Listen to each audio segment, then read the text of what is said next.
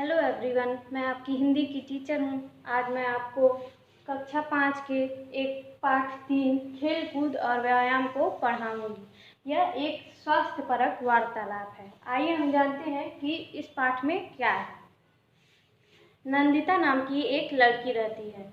उसकी चाची, जिसका नाम शोभना रहता है, वह दिल्ली से उसके घर आई रहती है।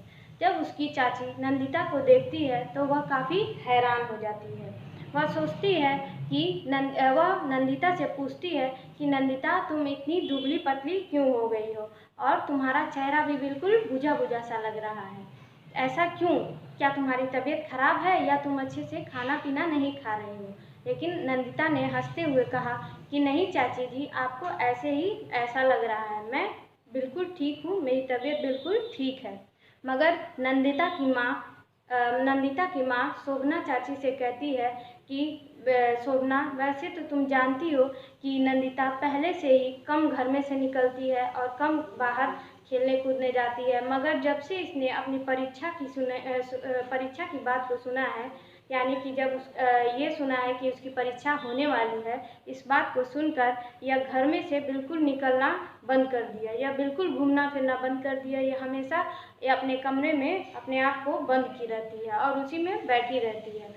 और कुछ चीज़ कहने पर या कोई बात कहने पर हमेशा कहती है कि मुझे परेशान मत करो। मेरा एग्ज़ाम है, यानी मेरी परीक्षा है। मुझे इस बार एग्ज़ाम में बहुत अच्छे नंबर लाने हैं और मुझे इस बार प्रथम आना है।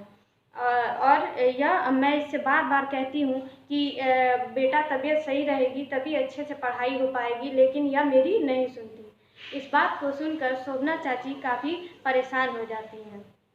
नाश्ते पर जब सभी बैठे रहते हैं, तभी शोभना चाची नंदिता को अपने पास बुलाती है और कहती हैं कि नंदिता, पास होना, अच्छे नंबर लाना, प्रथम आना बहुत अच्छी बात है, लेकिन तुमको इसके लिए ऐसा करने के लिए तुम्हें किसने कहा कि तुम बिल्कुल घूमना फिरना बंद कर दो, व्यायाम करना बंद कर दो, खेलना कूदना बंद कर दो?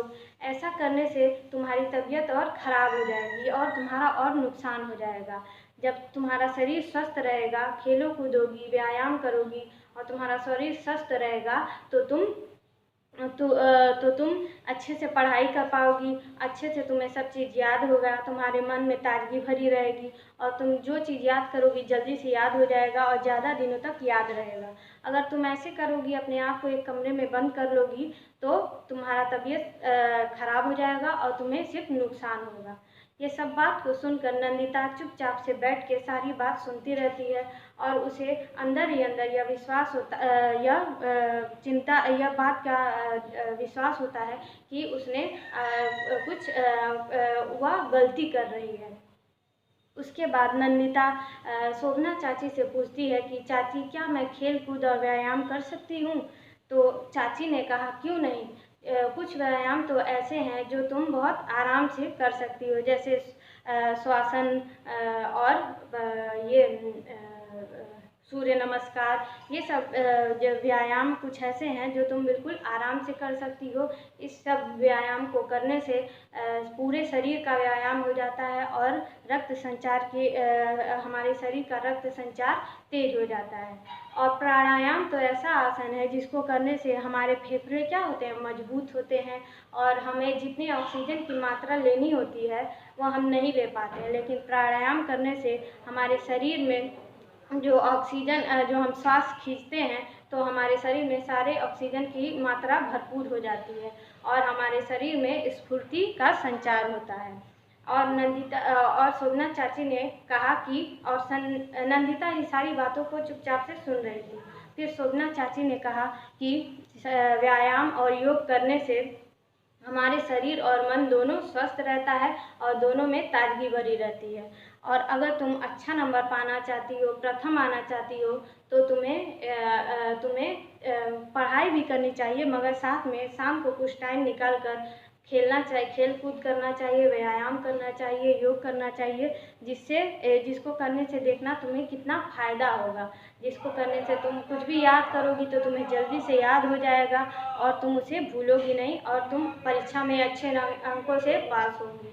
यह सुनकर शोभना को अपनी गलती का एहसास होता है और वह समझ जाती है कि पढ़ाई के साथ साथ खेलना कूदना और व्यायाम भी आवश्यक है। अगले दिन शोभना चाची पार्क की तरफ जा रही होती हैं तो नंदिता उनको रोक के कहती है कि चाची मैं भी आपके साथ चलूँगी, और दोनों पार्क में चली जाती हैं। चारों तरफ पार्क की हरियाली को देखकर नंदिता काफ़ी खुश होती है और वह देखती है कि पार्क में कुछ बच्चे खेल रहे होते हैं, झूला झूल रहे होते हैं, जिसको देखकर नंदिता काफ़ी खुश होती है और वह भी झूला झूलने लगती है और खिलखिला खिलखिला के खूब हंसती है और झूले का आनंद लेती है। फिर दोनों शोभना चाची और नंदिता वापस घर के लिए जा रहे होते हैं, तभी पार्क में रास्ते में उन्हें कुछ लड़कियां बैडमिंटन खेलते हुए नजर आती हैं। शोभना चाची नंदिता को उस तरफ दिखाते हुए कहती हैं कि देखो नंदिता, तुम पूछ रही थी कि मैं क्या खेलूं, देखो तुम ये लड़कियां बैडमिंटन खेल रही हैं, तुम भी वह खेल सकती हो।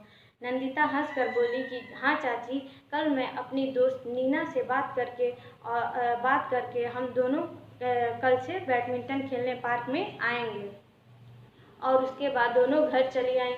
अगले दिन शोभना चाची चली गईं, मगर नंदिता उनके जाने के बाद भी उनसे लिए पाए हुए सीख को नहीं भूली और नंदिता चाची के सीख के कारण